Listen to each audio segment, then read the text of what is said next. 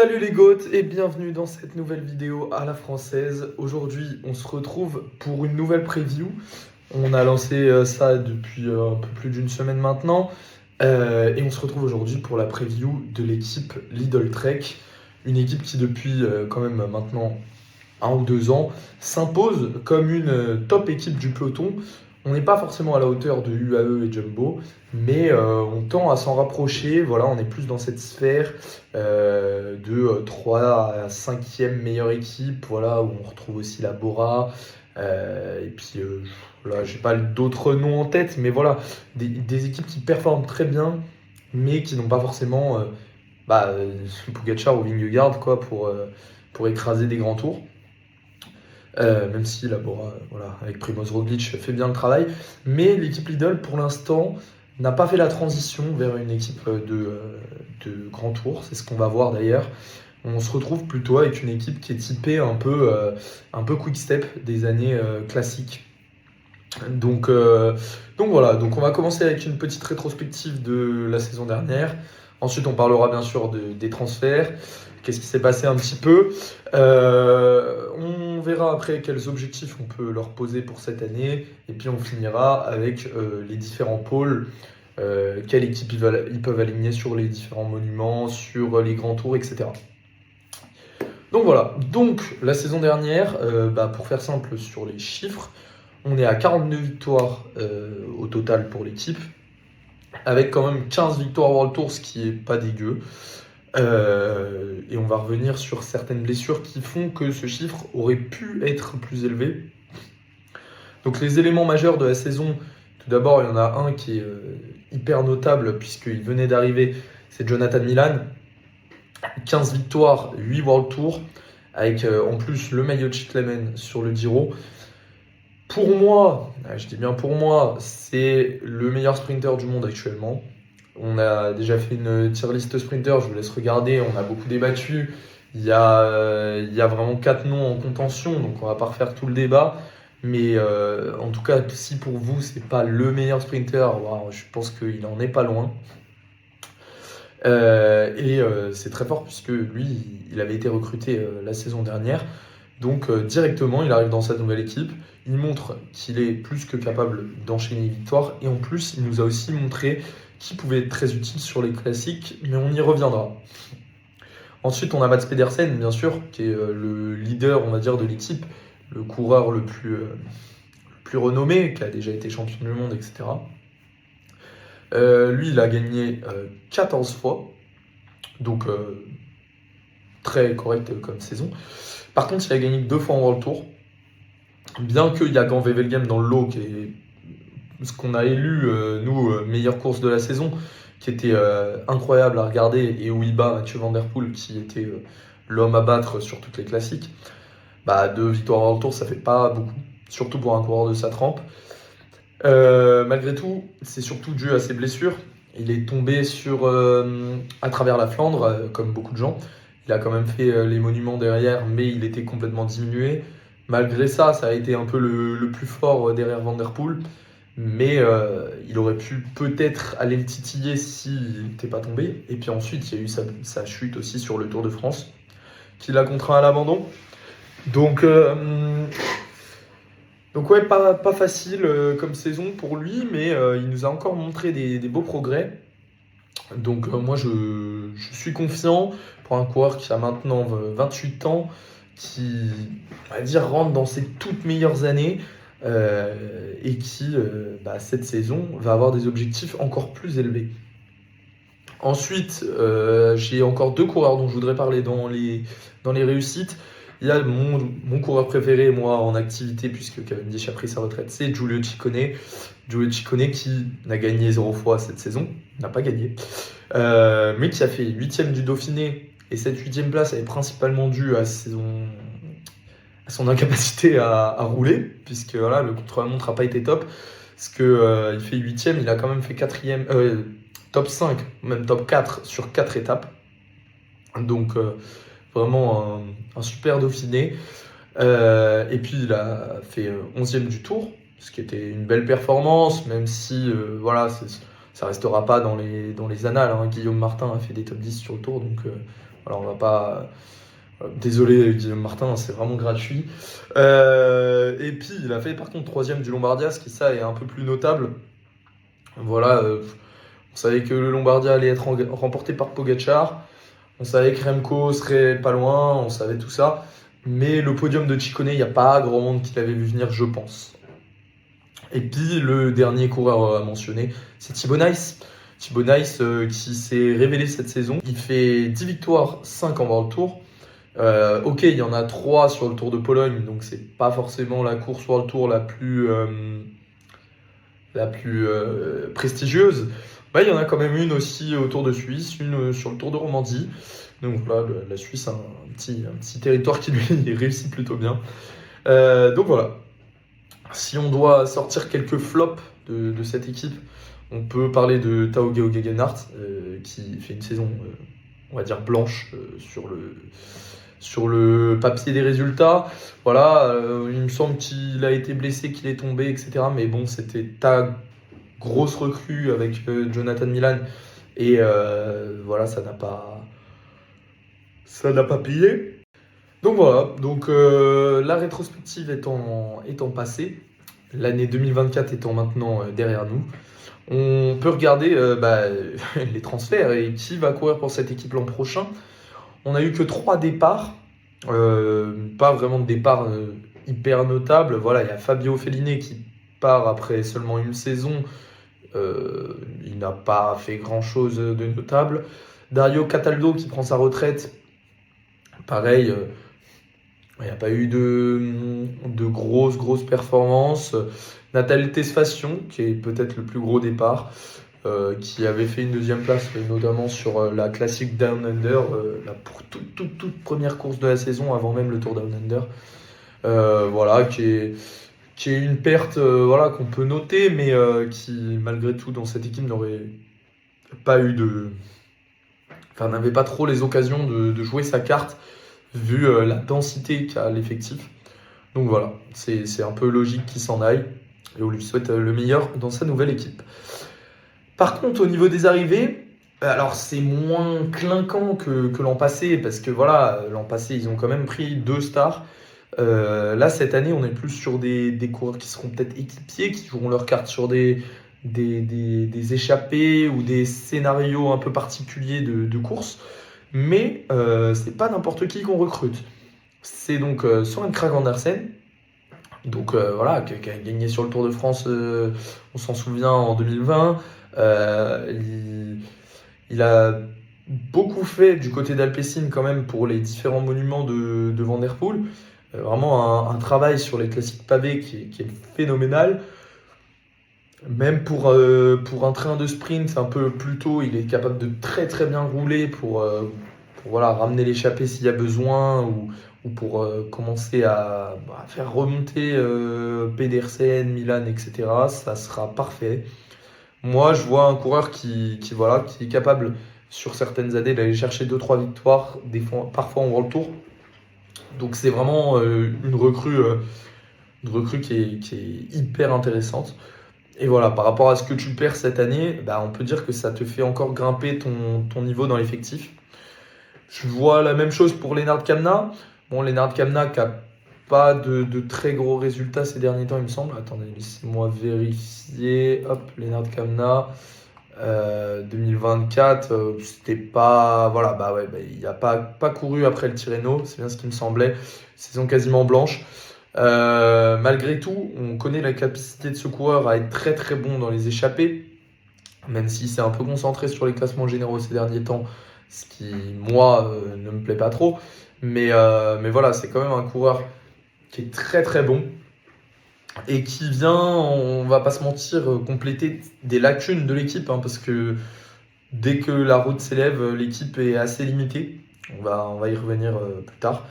Donc voilà, avec Lennart Kämna et Søren Kragh Andersen, les 2 recrues de l'équipe, qui sont quand même des recrues de bon calibre, je trouve. De l'autre côté, on fait quand même monter en pro 2 très bons jeunes qui sont pas n'importe qui, à savoir Tim Thorn Teutenberg, qui a notamment gagné Paris-Roubaix Espoir, qui est un coureur voilà, qui roulait un peu sur la catégorie espoir. Voilà, que ceux qui suivent les jeunes le sauront mieux vous l'expliquer que moi, donc n'hésitez pas à en parler en commentaire. Et puis Albert Witten Philipsen, qu'on appellera Albert Philipsen pour simplifier les choses, qui lui était champion du monde espoir, il me semble, a pas mal rendu la vie dure à Paul Sexas, notamment dans la catégorie espoir. Et voilà, qui est aussi un grand espoir du cyclisme international et danois. Donc vraiment, sur les 4, bon, il n'y a que 2 recrues qui vont être très utiles dès cette année, je pense, à moins que Teutenberg et Philipsen me fassent mentir. Mais c'est déjà quand même une belle cuvée, je trouve, de recrues. Pour les objectifs qu'on peut fixer à cette équipe, moi j'en ai un qui est assez simple.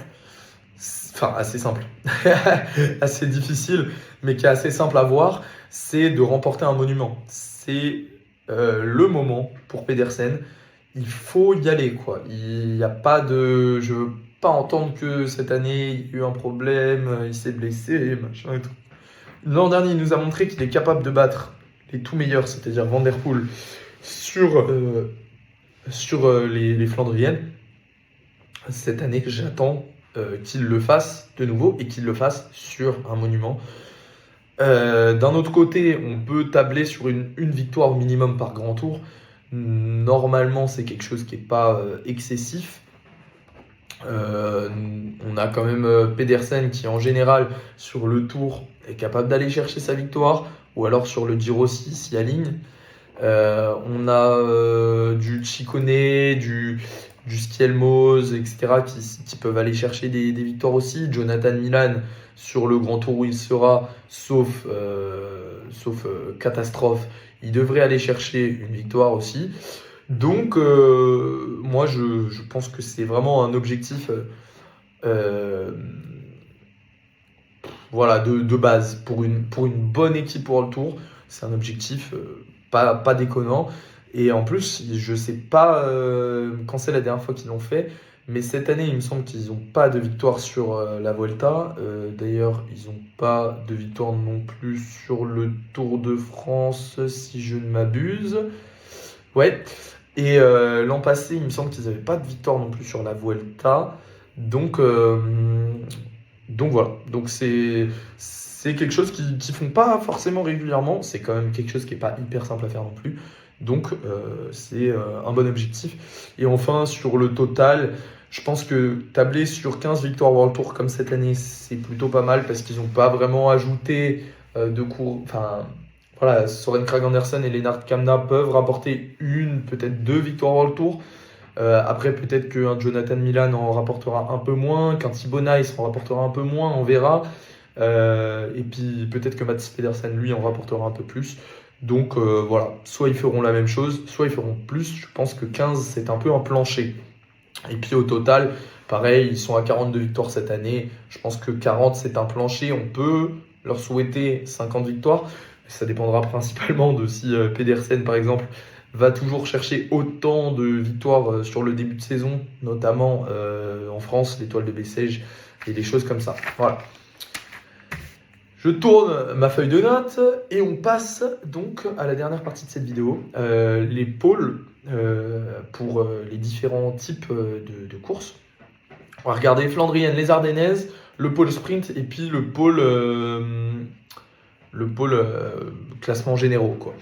Donc on va commencer par les classiques parce que c'est là qu'il y a le plus de coureurs vraiment, qui ont des cartes à jouer.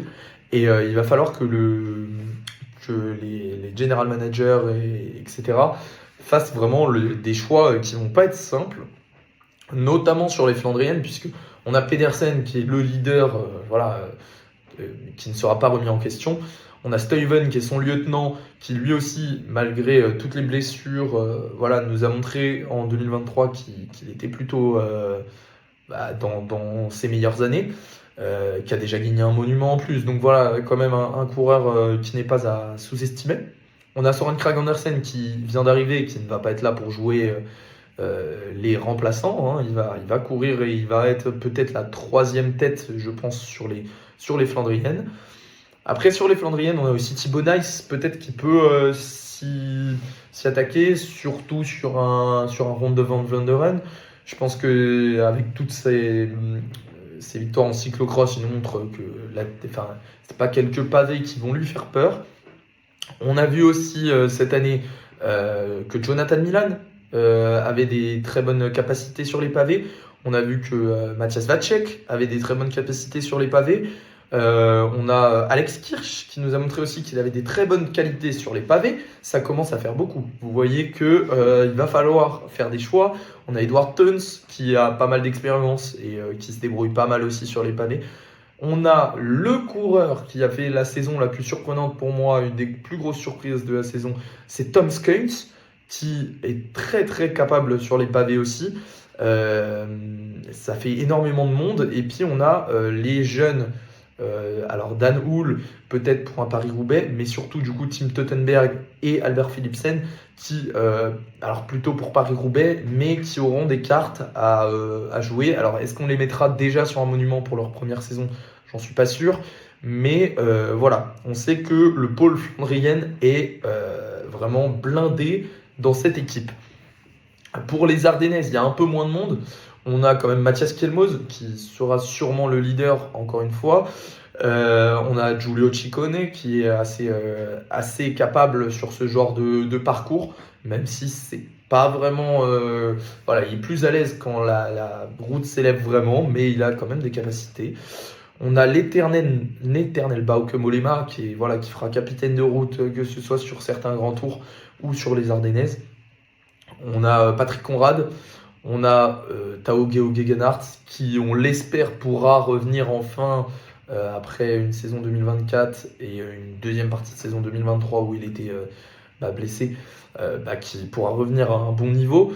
Lennart Kamna, pareil, recruté, je pense pas que ce soit pour pas courir les monuments, voilà, il se limitait à des échappées en grand tour, je pense qu'il va avoir un rôle important. Et puis on a des très bonnes cartes aussi en la personne de Badjioli et Thibaut Nice. Et puis l'homme qui fait une bonne course par saison, à savoir Koen Simmons. Quand même, il ne faut pas le négliger. Et puis derrière, on a toujours des équipiers comme Carlos Zeroda par exemple. Donc vraiment encore de quoi, là je vous ai cité, je sais pas, plus de 8-9 coureurs. C'est bien plus que ce qu'il faut pour faire une équipe, hein. On voit certaines équipes qui viennent avec 2-3 coureurs qui sont bons et le reste qui est, on va dire, potable. Là, il y a de quoi faire 7, 8, 9, 10 bons coureurs et les faire tourner. Voilà, personne n'est obligé de faire toutes les courses. On peut se débrouiller sans Pedersen à travers la Flandre, sans Stuyven sur Gand-Wevelgem, ou voilà, on peut, ou sur le 3, ne pas ramener Tom Skuins. Voilà, on peut vraiment faire tourner. Donc voilà. Pour le pôle sprint, vraiment, il n'y a rien de plus évident. Jonathan Milan avec Simone Consoli en poisson pilote, ça bouge pas. C'est un partenariat qui est plus que profitable pour Jonathan Milan et pour la Lidl Trek. De l'autre côté, Mats Pedersen, qui est souvent amené par Ryan Gibbons. Il y a là aussi une bonne connexion entre les deux, même si Pedersen n'a pas forcément besoin d'un super poisson pilote, il se débrouille déjà très bien tout seul. Et puis, comme on l'a dit, les deux jeunes, Tim Teutenberg et Albert Philipsen, qui, eux, auront sûrement des occasions de se montrer. Je ne sais pas si on les emmènera peut-être sur des courses comme des courses World Tour cette année. Je ne sais pas si peut-être un Tour de Catalogne ou un Tour du Pays Basque, par exemple, pourrait sourire déjà cette année à une victoire de Philipsen. Voilà, c'est quelque chose à observer, mais on a vu l'an dernier que Quick-Step avait été réticent à le faire avec Paul Magnier et puis avec Lamperti. Donc je ne sais pas si Trek le fera de leur côté. Et puis on finit par le pôle classement général qui est un peu le pôle déserté pour l'instant. Puisque le leader principal pour moi, de mon point de vue, c'est Giulio Ciccone. C'est ce qu'on a vu cette année. On a Mathias Kielmoz qui a montré sur la Volta qu'il était capable de faire des très bons résultats. Donc peut-être que lui aussi va se tourner sur cet axe à 100%, on verra. Tao Geoghegan, s'il retrouve son niveau, peut être une option pour viser un podium en grand tour. Et puis Lennard Kämna, lui, aura sûrement sa chance, soit pour des classements généraux, soit pour des victoires en échappée. Donc voilà, en tout cas, c'est une belle saison qui s'annonce pour la Lidl Trek. Dites-moi si vous pensez qu'ils sont capables d'être parmi les 3 meilleures équipes du World Tour cette année. Et dites-moi si vous pensez aussi qu'ils vont s'orienter bientôt vers une approche sur les classements généraux, ou s'ils vont rester assez longtemps comme ça dans cette approche de classique flandrienne ardennaise, un peu comme on voit Alpecin le faire, et un peu comme Quick-Step l'a fait avant Remco Evenepoel. En tout cas, abonnez-vous à la chaîne YouTube, au compte Instagram. Il y a toutes les autres previews qui arrivent. On va peut-être pas faire toutes les équipes, mais on va essayer d'en faire un maximum. Dites-nous quelle équipe vous voulez pour la prochaine preview. Et puis, on se retrouve très bientôt. C'était Egot.